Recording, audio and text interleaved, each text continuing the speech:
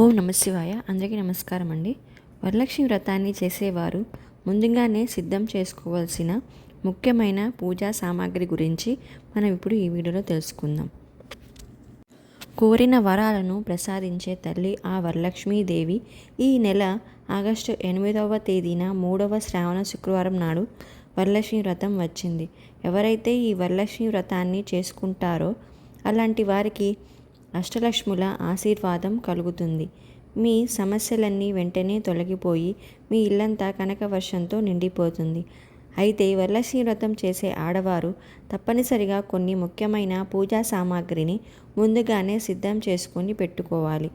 వరలక్ష్మి పూజలో ఎలాంటి లోపం లేకుండా లక్ష్మీదేవిని పూజించి ఐశ్వర్యాన్ని పొందండి.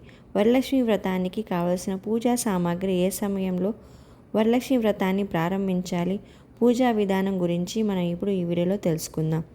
పెళ్ళైన ఆడవారు దీర్ఘ సుమంగలిగా ఉండాలంటే ఈ వరలక్ష్మి వ్రతాన్ని తప్పనిసరిగా ఆచరించాలి. మీ భర్తకు అలాగే మీ పిల్లలకు చాలా మంచి జరుగుతుంది. కాబట్టి వరలక్ష్మి వ్రతాన్ని చేసే ఆడవాళ్ళు ఒకరోజు ముందుగానే పూజా సామాగ్రిని సిద్ధం చేసుకోవాలి. వరలక్ష్మి వ్రతానికి కావలసిన ముఖ్యమైన పూజా సామాగ్రి ఏమిటంటే 100 గ్రాములు పసుపు, కుంకుమలు మరియు గంధం డబ్బాను సిద్ధం చేసుకోండి.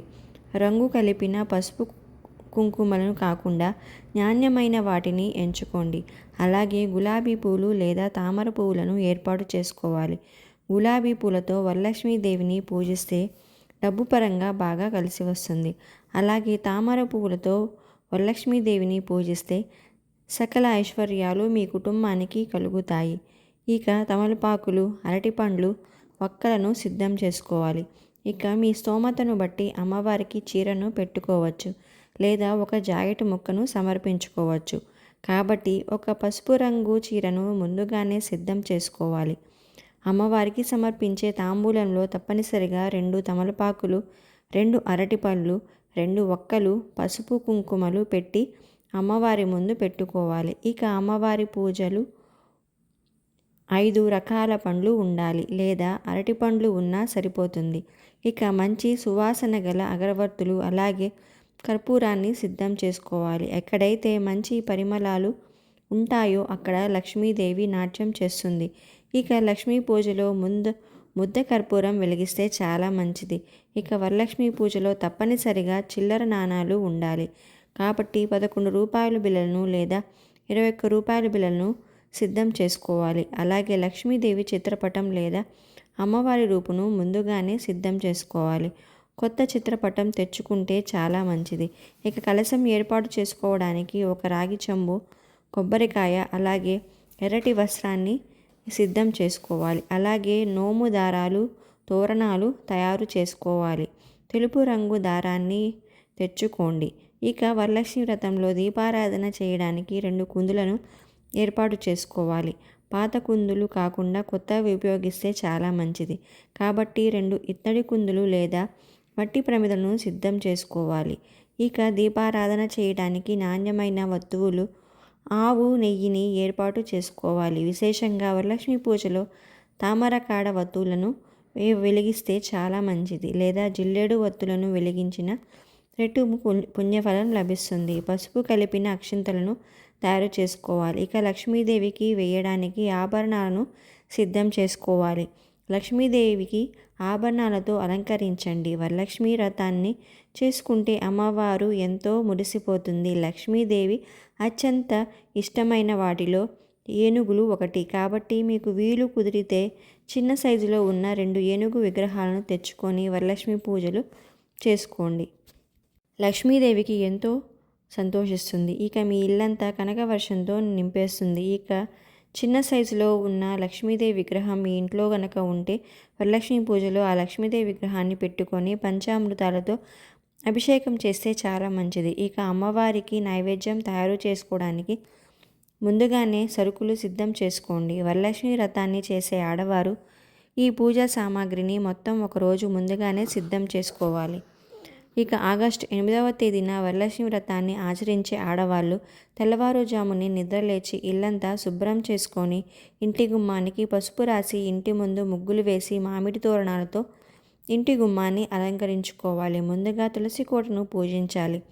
మొదటిగా తులసి కోటను పూజిస్తే మీ వ్రతాన్ని చిన్నగా ప్రారంభించుకోవచ్చు. ఉదయం 10:45 నుండి 12:15 మధ్యలో వరలక్ష్మి వ్రతాన్ని ప్రారంభించవచ్చు. ఇక సాయంత్రం సమయంలో వరలక్ష్మి వ్రతాన్ని చేసుకునేవారు సాయంత్రం 6 గంటల నుండి 7:30 మధ్యలో చేసుకోవాలి.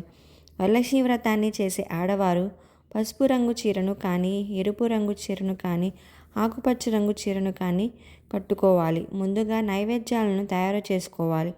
వరలక్ష్మి పూజలో తప్పనిసరిగా ఉండవలసిన నైవేద్యాలు ఏమిటంటే పాలతో చేసిన పరమాన్నం, పులిహోర, బెల్లం పానకం, వడపప్పు, అలాగే గారెలు, పూర్ణాలు. ఈ 5 రకాల నైవేద్యాలు సరిపోతాయి. ఇక మీకున్న స్తోమతను బట్టి ఇతర నైవేద్యాలను కూడా నివేదించుకోవచ్చు.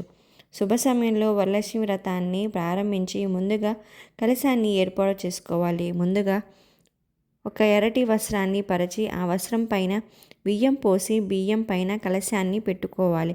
కలశానికి కుంకుమ బొట్లు పెట్టి కలశంలో నీళ్లు పోసి పసుపు కుంకుమను కూడా వేసి కలశం పైన కొబ్బరికాయను ప్రతిష్ఠించి కొబ్బరికాయను అమ్మవారి రూపంగా భావించి పసుపు రాసి కుంకుమ బొట్టు పెట్టి కొబ్బరికాయకు ఎర్రటి వస్త్రాన్ని చుట్టి ఈ కలశాన్ని పూలతో అలంకరించుకోవాలి. కలశం పక్కనే అమ్మవారిని ప్రతిష్ఠించుకోవాలి. లక్ష్మీదేవికి కుంకుమ బొట్టు పెట్టి గులాబీ పూలతో అలాగే ఆభరణాలతో అలంకరించుకోవాలి. ఇక పూజ చేసే ఆడవారు మీ చేతికి కట్టుకోవడానికి నోము దారాలను తయారు చేసుకోవాలి. ఒక తెల్లటి దారానికి 5 పోగులుగా చేసుకొని ఆ దారానికి పసుపు రాసి పూలు కట్టి ఆ కంకణాలను అమ్మవారి దగ్గర పెట్టుకోవాలి. ముందుగా పసుపు గణపతిని తయారు చేసి గణపతికి నమస్కారం చేసుకొని వరలక్ష్మి వ్రతాన్ని ప్రారంభించాలి. ముందుగా దీపారాధన చేసి అమ్మవారికి తాంబూలం సమర్పించాలి. అలాగే నైవేద్యాలను నివేదించండి. మహాలక్ష్మి అష్టకాన్ని చదువుతూ లక్ష్మీదేవిని పూజించాలి. లేదా ఓం మహాలక్ష్మీదేవియై నమః అనే మంత్రాన్ని 108 సార్లు చదవచ్చు. ఇక చివరిగా అమ్మవారికి హారతి సమర్పించి అమ్మవారికి నమస్కారం చేసుకొని తలపైన అక్షింతలు వేసుకొని మీ వ్రతాన్ని ముగించుకోండి. ఇక మీ ఇంటికి ముత్తైదువులను పిలిచి వాయనం సమర్పించాలి. ముత్తైదువులకు సమర్పించే వాయనంలో 2 తమలపాకులు, అరటిపండ్లు, వక్కలు, గాజులు, అలాగే నానబెట్టిన శనగలు ఉండాలి. కనీసం 5 ముత్తైదులను పిలిచి కాళ్లకు పసుపు రాసి కుంకుమ బొట్లు పెట్టి వాయనం అందించాలి. ఈ విధంగా వరలక్ష్మి వ్రతాన్ని చేసి ఆడవారు ఒక పూట ఉపవాసం ఉండాలి.